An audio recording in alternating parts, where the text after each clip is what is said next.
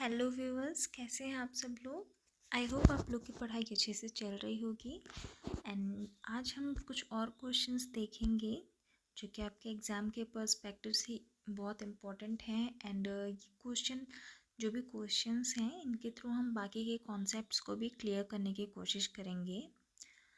So the first question is, the cardinal utility approach of consumer behavior assumes that, जो हमारा cardinal utility approach है ये assume करता है कि कंज्यूमर का जो बिहेवियर है इसके बारे में अज्यूम करता है कि जो यूटिलिटी है वो मेजरेबल है। Axiom of diminishing marginal utility, diminishing marginal utility है, बोथ है या फिर नन है। इसको क्वेश्चन को सॉल्व करने के लिए आपको पहले यूटिलिटी समझनी होगी कि यूटिलिटी क्या होती है, कार्डिनल यूटिलिटी क्या है और ऑर्डिनल यूटिलिटी क्या है। सो बेसिकली जो यूटिलिटी है वो दो टाइप की होती है ना, एक होता है कार्डिनल और एक होता है ऑर्डिनल। तो जो कार्डिनल यूटिलिटी होती है वो मेज़रेबल होती है, जिसको हम 1 to 3 में मेज़र कर सकते हैं, बट ऑर्डिनल यूटिलिटी को हम मेज़र नहीं कर सकते। ऑर्डिनल यूटिलिटी के बारे में हम आगे चल के और जो क्वेश्चन हैं उनमें देखेंगे। और कार्डिनल यूटिलिटी में क्या होता है, डिमिनिशिंग मार्जिनल यूटिलिटी भी होती है ना। तो ये दोनों ही आपके सही हैं। इसका मतलब आपका सही आंसर क्या हो जाएगा, बोथ ए एंड बी। तो नाउ इसका हम एक्सप्लेनेशन देखते हैं। आपका आंसर सी हो गया, बोथ ए एंड बी। इसका एक्सप्लेनेशन देखिए, आपको अच्छे से समझ में आ जाएगा। In the cardinal utility approach, utility is measured in numbers. जैसे कि आपके फर्स्ट ऑप्शन में दिया था ना कि मेजरेबल है, यहाँ पर वही चीज़ लिखी है कि utility is measured in numbers. आप यूटिलिटी को मेज़र कर सकते हैं। यूटिलिटी कहते किसको है, ये देखिए, utility refers to the power of a commodity to satisfy human wants. Humans की जो भी वांट्स हैं उनको सेटिस्फाई करने की जो पावर होती है उसको हम यूटिलिटी कहते हैं। एक कमोडिटी की जो पावर है ह्यूमन की वांट्स को सेटिस्फाई करने के लिए, उसको यूटिलिटी कहते हैं। और यूटिलिटी दो टाइप की होती है, एक होती है कार्डिनल, एक होती है ऑर्डिनल। तो यहाँ पर इस क्वेश्चन में हम कार्डिनल यूटिलिटी के बारे में देखेंगे, एजम्पशंस उसके देखेंगे। तो जो फर्स्ट एजम्पशन है वो है आपकी कंज्यूमर इज़ रेशनल। ठीक है, इसमें कंज्यूमर रेशनल है और ऑर्डिनल में भी कंज्यूमर जो होता है वो रेशनल ही होता है। Utility can be measured in numbers such as 1, 3 and 5। तो यूटिलिटी मेजरेबल है इसलिए हम उसको मेज़र कर सकते हैं। थर्ड है जो है, marginal utility of money remains constant. जो मार्जिनल यूटिलिटी है मनी की वो कांस्टेंट रहती है। And MU obtained from the consumption of goods falls continuously और there is diminishing marginal utility. जो आपका सेकंड ऑप्शन था ना जिसमें डिमिनिशिंग मार्जिनल यूटिलिटी दिया था, ये चीज़ यहाँ पे लिखी हुई है। ठीक है, तो आपको ऐसे क्वेश्चंस को सॉल्व करने के लिए बेसिकली अजम्पशंस याद होने चाहिए, तभी आप उसको सॉल्व कर पाओगे, है ना। तो जो कार्डिनल यूटिलिटी अप्रोच है, क्वेश्चन में क्या पूछ रहा है कि क्या यूटिलिटी मेजरेबल है। यस, कार्डिनल यूटिलिटी को हम मेज़र कर सकते हैं नंबर्स में। और यहाँ पे दिया ना डिमिनिशिंग मार्जिनल यूटिलिटी, तो हाँ कार्डिनल में डिमिनिशिंग मार्जिनल यूटिलिटी होता है। यानी कि इसका सही आंसर क्या हो गया, both A and B. Next question आपको असर्शन दिया हुआ है। असर्शन ए में क्या कह रहा है कि जो आपकी यूटिलिटी है वो सब्जेक्टिव है। और ये जो असर्शन है इसका रीज़न क्या दिया है, ऐसा क्यों है, यूटिलिटी सब्जेक्टिव क्यों है, क्योंकि utility is not the same as usefulness. ये आपका रीज़न दिया है। आपका असर्शन है कि जो यूटिलिटी है वो सब्जेक्टिव होती है। क्यों होती है, क्योंकि जो यूटिलिटी है वो यूज़फुलनेस से सेम नहीं है, डिफरेंट है। तो क्या ये इसका रीज़न सही है और क्या ये असर्शन सही है, तो जी हाँ बिल्कुल सही है। क्योंकि जो यूटिलिटी है वो सब्जेक्टिव होती है और यूटिलिटी यूज़फुलनेस से सेम नहीं होती, डिफरेंट होती है। ठीक है, क्यों डिफरेंट होती है ये आपको समझ में आएगा जब आप एक्सप्लेनेशन पढ़ोगे। यूटिलिटी डिफरेंट होती है, सेम नहीं होती है। आपके एक्सप्लेनेशन में क्या दिया है देखिए, utility is the ability of a good to satisfy a want. जो मैंने पीछे आपको बताया था कि किसी भी कमोडिटी की जो पावर होती है एक ह्यूमन के वांट्स को सेटिस्फाई करने की, उसको हम यूटिलिटी कहते हैं। ठीक है, अब ना यूटिलिटी का फीचर्स क्या क्या है कि यूटिलिटी जो है वो सब्जेक्टिव है। आपने जस्ट अभी जो असर्शन पढ़ी उसमें लिखा है ना सब्जेक्टिव, तो यहाँ पर आपको समझ में आ गया यूटिलिटी इज सब्जेक्टिव। अब यूटिलिटी सब्जेक्टिव क्यों है वो देखिए। The utility of a commodity is always subjective as it depends upon the consumer not on commodity. जो यूटिलिटी है वो हमेशा कंज्यूमर पे डिपेंड करती है, कमोडिटी के लिए कमोडिटी पे डिपेंड नहीं करती। अब ना यहाँ पर ये देखिए कि एक कंज्यूमर को एक जो गुड है, एक गुड्स है जो कंज्यूमर को सेटिस्फैक्शन दे रहा है, ज़्यादा सेटिस्फैक्शन दे रहा है, बट ये ज़रूरी तो नहीं है कि दूसरे कस्टमर को भी वो गुड उतना ही सेटिस्फैक्शन देगा, है ना। यहाँ पर देखिए, it is psychological satisfaction, one consumer get more satisfaction from a good while the other get less satisfaction from the same good. मान लीजिए एक कस्टमर है जिसको रेनॉल्ड्स के पेन ज़्यादा अच्छे लगते हैं, है ना, तो वो उससे लिख रही है। या फिर एक पायलट पेन की आप ले लीजिए कि एक कस्टमर है, एक स्टूडेंट है, उसको पायलट पेन से ज़्यादा सेटिस्फैक्शन मिलती है, उसकी हैंडराइटिंग अच्छी बनती है। But in the same case जो उसके साथ उसका फ्रेंड बैठता है, दूसरे जो स्टूडेंट है, ज़रूरी तो नहीं है ना कि उसको भी पायलट पेन ही पसंद हो, उसको भी पायलट पेन से ही राइटिंग अच्छी आती हो। कुड भी पॉसिबल कि उसको कोई बॉल पेन पसंद हो या फिर कोई दूसरा पेन पसंद हो, इंक पेन पसंद हो, है ना। तो ज़रूरी नहीं है कि एक गुड जो है वो एक कस्टमर को तो हाईली सेटिस्फाई कर रहा है बट दूसरे कस्टमर को भी उतना ही सेटिस्फैक्शन दे। ये सिर्फ एक साइकोलॉजिकल सेटिस्फैक्शन है ना, मानसिक जिसको बोलते हैं। अब जो दूसरी उसका रीज़न दिया था, utility is not the same as usefulness, इसमें क्या दिया है, utility is different from usefulness. It means a good possesses utility even when it may not be useful. एक गुड है, मान लो कि वो ज़्यादा यूज़फुल नहीं है, बट स्टिल वो ये यूटिलिटी पोजेस करता है कि किसी को सेटिस्फाई कर सके। It means a good possesses utility even it may not be useful. हो सकता है कि एक गुड है जिसका आपको अभी कोई ज़रूरत ना हो, वो आपके लिए इस समय यूज़फुल ना हो, बट वो बाद में तो यूज़ हो सकता है ना। तो उसके अंदर ये यूटिलिटी तो है कि वो आपके वांट्स को सेटिस्फाई कर सके, है ना। तो इस हिसाब से एक्सप्लेनेशन, मैं आपको एक्सप्लेनेशन के साथ इसलिए बता रही हूँ ताकि आपको अच्छे से ये सब चीज़ें समझ में आ सके, कॉन्सेप्ट जो है। और अब बाद में भी इस वीडियो को डाउनलोड करके अगर देखो तो आप अगर भूल जाओ तो ये एक्सप्लेनेशन पढ़ के आपको दोबारा से याद आ सके, है ना।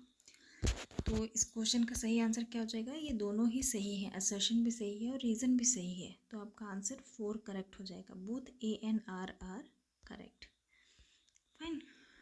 The next question, match the following. Match the following में क्या है, वही जैसे मैंने आपको कल, याद होगा आपको तो बताया होगा मैंने कि इसमें आपको किसी का अगर मान लो एक का भी आंसर पता है तो आप उसको एलिमिनेट करके, जो गलत आंसर है ना उसको एलिमिनेट करके या सही आंसर को एलिमिनेट करके आप इसका आंसर फाइंड आउट कर सकते हो इजीली। तो जैसे आपको यहाँ दे रखा है जे.एम. क्लार्क का दिया है, अल्फ्रेड मार्शल का दिया है, ई स्लट्सकी का दिया है, जे.आर. हिक्स का दिया है। ये ज़रूर, मतलब ये 100% ज़रूरी नहीं है कि आप सारे जो भी इकोनॉमिस्ट के नाम हैं उन सब की आप थ्योरीज आपको पता ही हो, है ना। मे बी आप कोई ऐसे इकोनॉमिस्ट हैं जिनको आप प्रेडिक्ट नहीं कर सकते। इस केस में आप क्या करोगे, आपको अल्फ्रेड मार्शल के बारे में तो पता होगा। अल्फ्रेड मार्शल का indifference curve, principle of acceleration, marginal utility, ordinal utility approach, इनमें से कौन सा हो सकता है। तो जैसे अल्फ्रेड मार्शल का भी आपको पता है, ये हो गया मार्जिनल यूटिलिटी एनालाइज, ठीक है। अब आप इसको मैं थोड़ा छोटा कर देती हूँ, बी का थर्ड। अब ऑप्शन, अच्छा इसमें मैंने ऑप्शन डायरेक्ट नहीं दिए हैं, आपको डायरेक्ट मैंने आंसर दे दिया है, चलो कोई बात नहीं। आपको पता चल गया कि बी का थर्ड हो गया। अब क्लार्क का जैसे हो गया, तो इसको कैसे याद रखना है, मैं आपको एक चीज़ बताती हूँ। जब मैं आपके टाइम पे थी, मैं ये सब चीज़ें याद करती थी, तो कैसे याद करती थी कि जैसे एक गाड़ी में होता है ना क्लच एंड देन एक्सीलरेटर, वैसे ही मैंने यहाँ पे याद किया था क्लार्क का कि क्लच से क्लार्क हो गया और एक्सीलरेटर से एक्सीलरेशन हो गया। तो जे.एम. क्लार्क का क्या हो गया, प्रिंसिपल ऑफ एक्सीलरेशन। आपको दो के पता चल गए, ए का हो गया सेकंड एंड बी का हो गया थर्ड। अब जैसे हिग्स का आपको मान लो नहीं भी पता है तो आप, मैंने जितने ऑप्शन इसके देखे हैं, तो अगर आपको इन दोनों का भी पता है तो इजीली आप एलिमिनेट करके इसका आंसर निकाल सकते हो। एंड नाउ हिग्स का जो है वो हिग्स ने क्या दिया था, इंडिफरेंस कर्व, और स्लट्सकी ने दिया था आपका ऑर्डिनल यूटिलिटी अप्रोच। यानी ए का हो गया सेकंड, बी का हो गया थर्ड, सी का हो गया फोर्थ, डी का हो गया फर्स्ट। यहाँ पे देखिए, ए का हो गया सेकंड, बी का हो गया थर्ड, सी का हो गया फोर्थ एंड डी का हो गया फर्स्ट। ठीक है, अब इसकी एक्सप्लेनेशन देख लेते हैं कि इन सब में है क्या चीज़। सबसे पहले इंडिफरेंस कर्व का देखते हैं। In an indifference curve is a curve which shows a different combination of two commodities yielding equal satisfaction to the consumer। एक इंडिफरेंस कर्व है, वो क्या शो करता है इंडिफरेंस कर्व, डिफरेंट कॉम्बिनेशन, जैसे दो कमोडिटीज़ हैं उनके कॉम्बिनेशन को रिप्रेजेंट करता है जो कि कस्टमर को इक्वल सेटिस्फैक्शन दे रहे हैं। ठीक है, एक ऐसा कर्व जो दो डिफरेंट कमोडिटीज़ को कॉम्बिनेशन को रिफ्लेक्ट करता है और वो दोनों कमोडिटीज़ क्या है, इक्वल सेटिस्फैक्शन देती है कंज्यूमर को। और ये जो इंडिफरेंस कर्व अप्रोच थी ये हिग्स ने दी थी आपकी, किसने दी थी, हिग्स। और यहीं से आपको ना इंडिफरेंस कर्व के बारे में एक चीज़ ये भी पता होनी चाहिए कि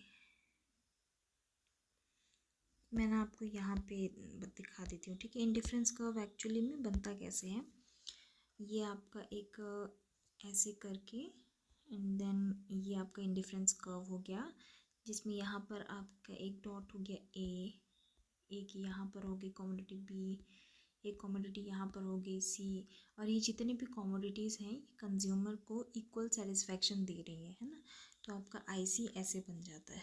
और एक चीज़ याद रखिएगा कि जितने भी ये आईसी होते हैं ना, उसमें दो टाइप का आपको पता ही होना चाहिए शेप कैसी होती है आईसी की, इंडिफरेंस कर्व की।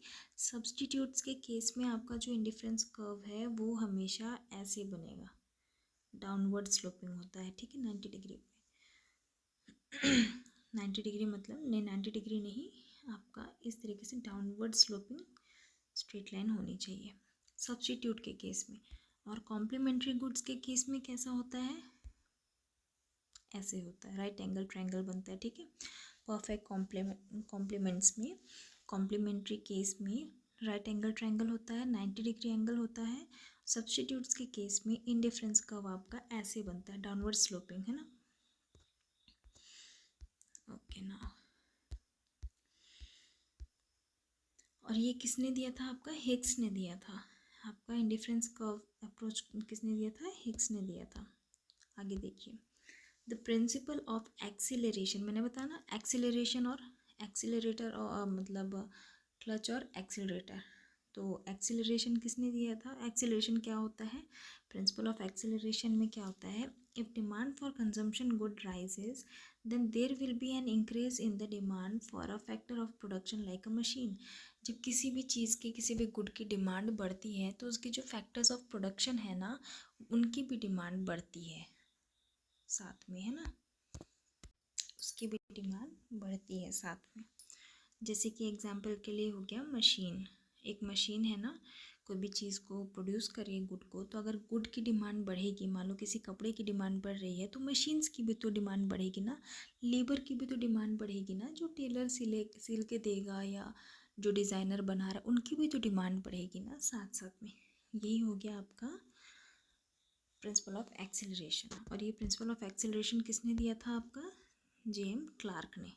अब now Alfred Marshall states that marginal utility is the change in total satisfaction from consuming an extra unit of a good or service। जो भी एक्स्ट्रा गुड एंड सर्विस लेने से, कंज्यूम करने से जो टोटल जो सेटिस्फैक्शन है उसमें जो चेंज आता है, जैसे मार्जिनल यूटिलिटी आपका हो गया, रुकिए मैं आपको बताती हूँ। देखिए यहाँ पे डायग्राम के साथ समझिएगा इसको। मैं law of diminishing marginal utility, मैंने एक अलग सी वीडियो भी इसी चैनल पे अपलोड किया था, काफ़ी पुराना हो गया है, आप उसमें जाके इसको समझ सकते हैं अच्छे से। यहाँ पर मैं आपको नॉर्मली थोड़ा सा से बता देती हूँ, आइडिया है ना। ऐसे इसका ग्राफ बनता है, ठीक है, ये आपका जा रहा है क्या, TU, total utility, and then यहाँ से आपका ये आ गया MU, मार्जिनल यूटिलिटी। ठीक है, तो इसमें बेसिकली आपके 3 स्टेजेस में डिवाइड होता है। एक ये फर्स्ट स्टेज ये हो गई आपकी, सेकंड स्टेज ये हो गई आपकी, थर्ड स्टेज आपकी ये हो गई। ठीक है, इसमें क्या होता है कि फर्स्ट स्टेज में देखिए जब टोटल यूटिलिटी इंक्रीज हो रही है, यहाँ पर देखिए टोटल यूटिलिटी क्या है, इंक्रीज हो रही है ना, इंक्रीजिंग रिटर्न्स टू उसके लिए जो रेट रिटर्न है उसका रेट है वो इंक्रीजिंग है। जब TU इंक्रीज हो रही है तो जो मार्जिनल यूटिलिटी है वो डिक्रीज हो रही है ना। फर्स्ट स्टेज ये आपका फर्स्ट स्टेज है, ये सेकंड स्टेज है, ये थर्ड स्टेज है। फर्स्ट स्टेज में जब टोटल यूटिलिटी आपकी इंक्रीज हो रही है, किसी भी चीज़ को लेके, किसी गुड को लेके जो यूटिलिटी है वो बढ़ती जा रही है ना।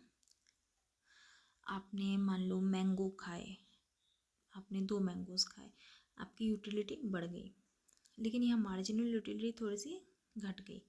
नाउ सेकंड स्टेज क्या है, जहाँ पे जो आपकी टोटल यूटिलिटी है वो मैक्सिमम है। आपने इतने आम खा लिए कि आपको एकदम से लगा कि वाओ कितना ज़्यादा मतलब सुख है इसको खाने में, मुझे बहुत ज़्यादा सेटिस्फैक्शन मिल रही है। आपने मान लो 10 मैंगो खा लिए है ना, आप बहुत ज़्यादा खुश हो, आपको वो चीज़ बहुत ज़्यादा सेटिस्फैक्शन दे रही है, आपकी टोटल यूटिलिटी एकदम मैक्सिमम पे है, चरम सीमा जिसको बोलते हैं। एंड इसी टाइम पे जो आपकी मार्जिनल यूटिलिटी है वो और डिक्रीज़ होकर सेकंड स्टेज में क्या हो गई, 0 के बराबर हो गई, इक्वल हो गई। एंड नाउ जब आपने पेट भर के खा लिए ना, आपको कितना भी पसंद हो, एक टाइम आता है ना कि आपने खा लिया, आपका पेट भर गया, अब आप जो खाओगे तो वो आपको उतना सुख नहीं देगा, है ना। खाने के बाद फिर आपको मन करेगा कि नहीं यार बस अब नहीं खा सकती मैं। तो यहाँ से आपका टोटल यूटिलिटी मैक्सिमम से थर्ड स्टेज में डिक्रीज़ होना स्टार्ट कर देता है। ठीक है, और जहाँ पर टोटल यूटिलिटी ने डिक्रीज़ होना स्टार्ट किया, जो मार्जिनल यूटिलिटी है वो नेगेटिव में आ गई। यहाँ पर देखिए ना, ये 0 पे थी, फिर 0 के बाद यहाँ पे नेगेटिव में आ गई। इसी को कहते हैं डिमिनिशिंग मार्जिनल यूटिलिटी। और ये आपका किसने दिया था, अल्फ्रेड मार्शल ने, कि जो भी चेंज होता है ना आपकी यूटिलिटी में, ज़्यादा उसको सेटिस्फैक्शन लेने के बाद, किसी भी गुड को कंज्यूम करने के बाद जो आपको सेटिस्फैक्शन मिली है, वो आपके बाद जब चेंज होता है सेटिस्फैक्शन में, उसको ही मार्जिनल यूटिलिटी बोलते हैं। ठीक है, क्वेश्चन कहाँ गया आपका, ये रहा। तो यही चीज़ यहाँ पर दी है आपके में, ध्यान से देखिए। Alfred Marshall states that marginal utility is the change in total satisfaction from consuming an extra unit of a good or service। आप जैसे जैसे एक यूनिट और खाते गए मैंगोज़ के, आपको जो सेटिस्फैक्शन मिली, हाईएस्ट जो आपकी सेटिस्फैक्शन थी, उसके बाद आपका चेंज आने लगेगा ना एक लेवल के बाद कि बस अब नहीं खा सकती मैं, इतने सारे मैंगोज़ है ना, उतना ज़्यादा अच्छा नहीं लगेगा, फिर मन ख़राब होने लग जाएगा, मे भी तबीयत भी ख़राब हो जाए ज़्यादा खाने से। वो जो चेंज हुआ ना आपकी यूटिलिटी में, उसको हम मार्जिनल यूटिलिटी कहते हैं। ठीक है, और ये कॉन्सेप्ट किसने दिया था, आपका अल्फ्रेड मार्शल ने दिया था। नाउ लास्ट में देखते हैं ऑर्डिनल यूटिलिटी।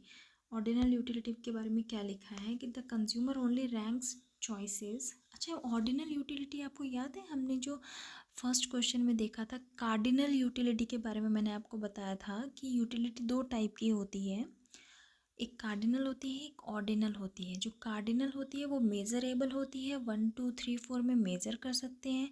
इसमें जो कंज्यूमर होता है वो रेशनल होता है, और डिमिनिशिंग होता है ना, उसमें मार्जिनल यूटिलिटी डिमिनिशिंग होती है।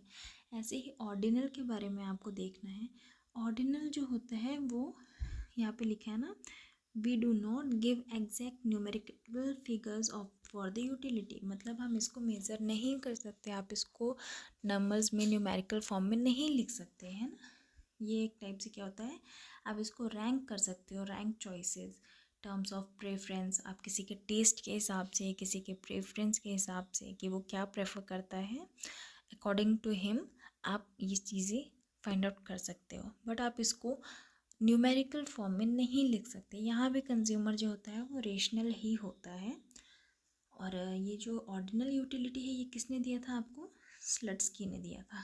ठीक है, तो आई होप यहाँ से आपको समझ में आ गया होगा कि ये जो जितने चारों पॉइंट्स दिए हैं ना आपके, indifference curve, principle of acceleration, marginal utility analyse and ordinal utility approach, ये किसने दिया था, ये आपको समझ में आ गया होगा आई होप।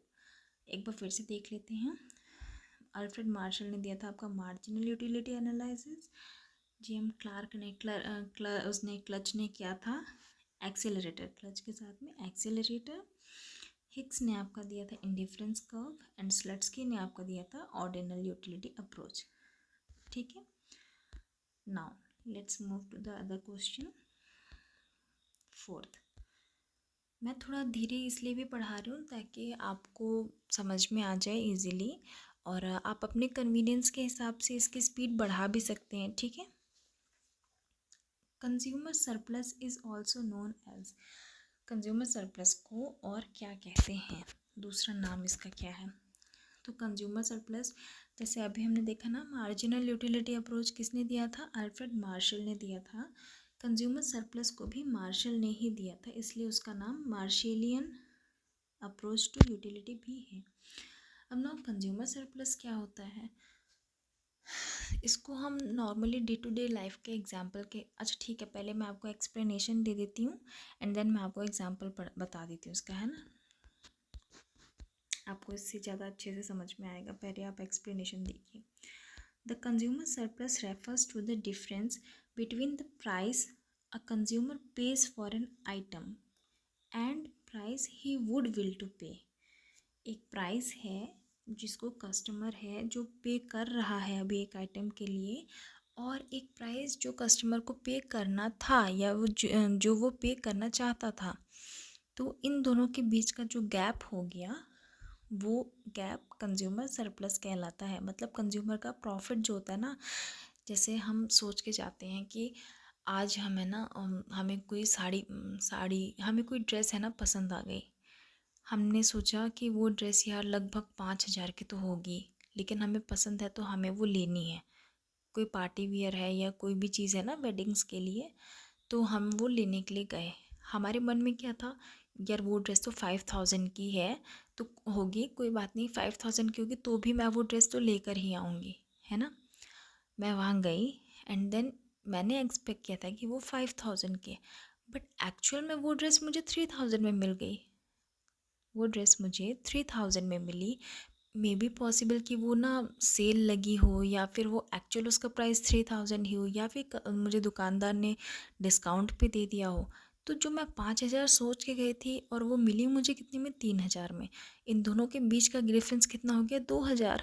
तो वो जो 2,000 आया, गैप जो आया, मेरा प्रॉफिट हुआ ना, तो वो जो 2,000 आया वही कंज्यूमर सरप्लस कहलाता है। यही यहाँ पे लिखा है कि a consumer pays for an item, मैंने पे कितना किया, 3,000, and the price he would will to pay, मैं कितना सोच के गई थी पे करने के लिए, 5,000। इन दोनों के बीच का जो डिफरेंस आ गया वही कंज्यूमर सरप्लस कहलाता है। एंड इसको किसने दिया था, अल्फ्रेड मार्शल ने दिया था, और अल्फ्रेड मार्शल ने दिया था इसलिए इसको मार्शेलियन कहते हैं। ठीक है,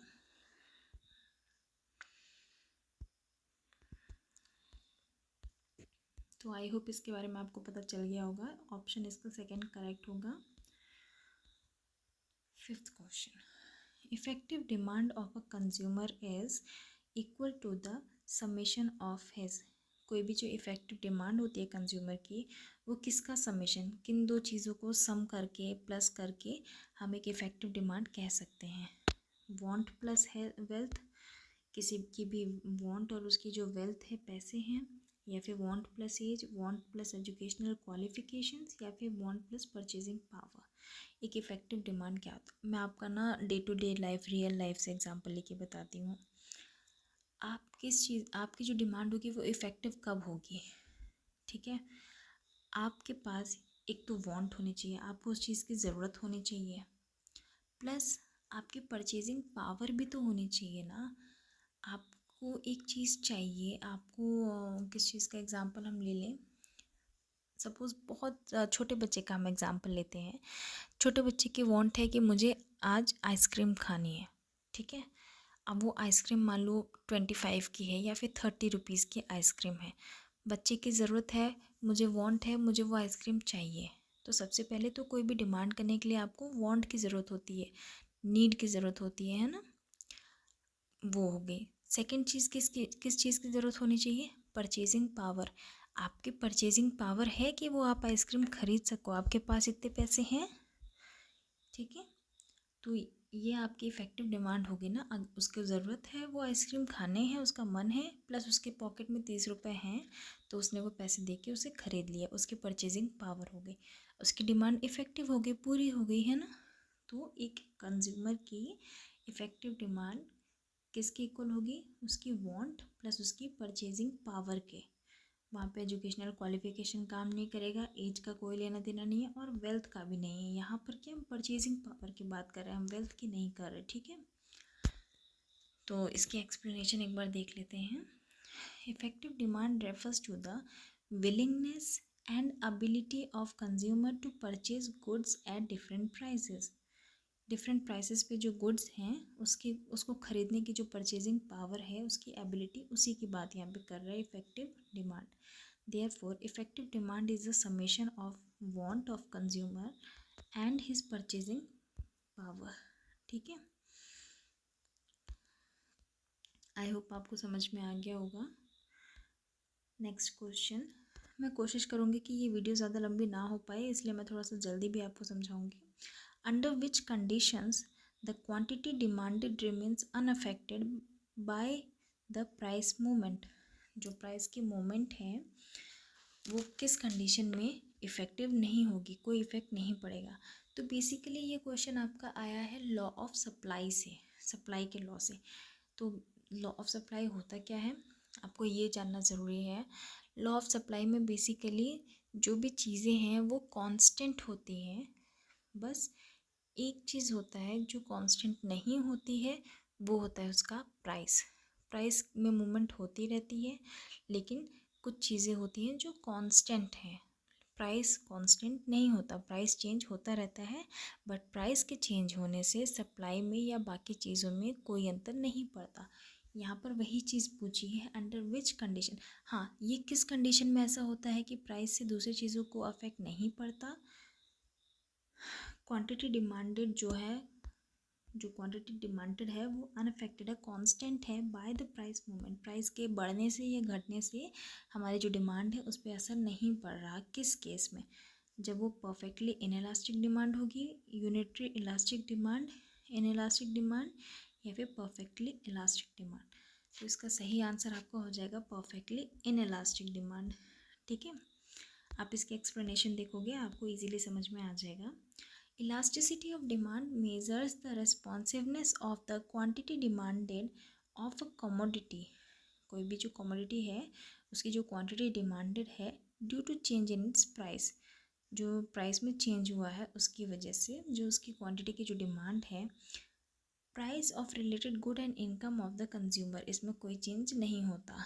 When there is no change in the quantity demanded due to change in price, the demand is said to be perfectly inelastic. यानी कि जब आपकी डिमांड जो होगी वो इक्वल टू ज़ीरो होगी तो वो परफेक्टली इनइलास्टिक कहलाएगी, और इस कंडीशन में प्राइस के चेंज होने से क्वांटिटी डिमांडेड में कोई चेंज नहीं होता, ठीक है। यही आपको यहाँ पे पूछा होता कि किस कंडीशन में ऐसा होता है, तो वो कंडीशन कौन सी होती है? परफेक्टली इनइलास्टिक डिमांड होती है, यानी कि इसका फर्स्ट आंसर सही हो गया। नेक्स्ट क्वेश्चन, मुझे लगता है आज की वीडियो 30 मिनट से ज़्यादा की होगी। Let's see next question, all the factors remain constant under the law of supply. Law of supply में सारे फैक्टर्स जो होते हैं वो कांस्टेंट होते हैं। मैंने अभी आपको बताया, जस्ट अभी आपको बताया कि लॉ ऑफ सप्लाई में एक चीज़ जो है वो चेंज होती रहती है, कम ज़्यादा होती रहती है, बट बाकी चीज़ें जो होती है वो कांस्टेंट होती है। यहाँ पे वही चीज़ पूछा है कि कौन सी चीज़ है जो कांस्टेंट रहती है, जिस पे which factor among the one does not fall under the other factors. बाकी सारे जो भी फैक्टर्स हैं वो कांस्टेंट रहते हैं, लेकिन वो कौन सा फैक्टर है जो कांस्टेंट नहीं रहता है, जो कम होता रहता है या फिर ज़्यादा हो जाता है, जिससे दूसरे फैक्टर्स में कोई इफेक्ट नहीं पड़ता। तो अगर आपने ध्यान से सुना होगा तो आपको याद होगा, इनपुट प्राइसेस कांस्टेंट रहते हैं, मीन्स ऑफ ट्रांसपोर्टेशन कांस्टेंट रहते हैं, इन पे कोई फ़र्क नहीं पड़ता। Goal of the producer constant रहता है। सिर्फ चेंज क्या होता है लॉ ऑफ सप्लाई में, प्राइस ऑफ कमोडिटी, प्राइस के घटने या बढ़ने से बाकी सब चीज़ों में डिमांड में कोई अंतर नहीं पड़ता। ठीक है, इसका आंसर क्या हो गया? थर्ड। एक्सप्लेनेशन में देखेंगे, the law of supply states that all the factors remain constant when the price of a commodity rises, its supply also rises, and when the price falls, supply would also falls. Here, other factors signify all the factors except price of a commodity, that is technology, price of inputs, means of transportation, goal of producer, change in tax rate, etc. Price and quantity supplied are positively, यानी बाकी सारी चीज़ें constant हो जाएंगी, सिर्फ price change होता रहेगा। ठीक है, तो इसका आंसर क्या हो जाएगा आपका? Third, price of a commodity.